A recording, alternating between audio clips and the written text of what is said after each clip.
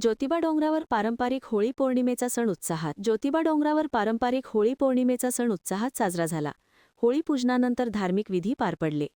भाविक व ग्रामस्थांनी परंपरेप्रमाणे आपले वार्षिक नारळ व नवसाची तोरणे आधी अर्पण केले. ज्योतिबा मंदिरात होळी पौर्णिमा उत्साहात साजरी करण्यात आली. ज्योतिबा मंदिरातील सदरे समोर गावातून गोळा केलेल्या शेणीची होळी रचण्यात आली होती. होळी सभोवती रांगोळी घालून सजावट करण्यात आली होती.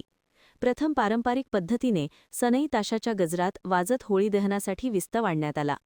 यावेळी देवस्थान समितीचे प्रभारी धैर्यशील तिवले, ठाकरे भावकीचे पुजारी, म्हालदार चोपदार, देवसेवक उपस्थित होते.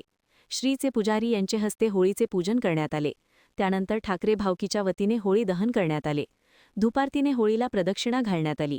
भाविक पुजाऱ्यांनी होळीमध्ये नैवेद्य नारळ अर्पण करून होळीचे दर्शन घेतले. भाविकांनी होळी सभोवती प्रदक्षिणा घालून बोंब मारली. ग्रामस्थांनीही घरोघरी होळीचे पूजन करून होळीचे दहन केले. लहान मुलांनी तिमकी हलगी वाजवून बोंब मारल्या.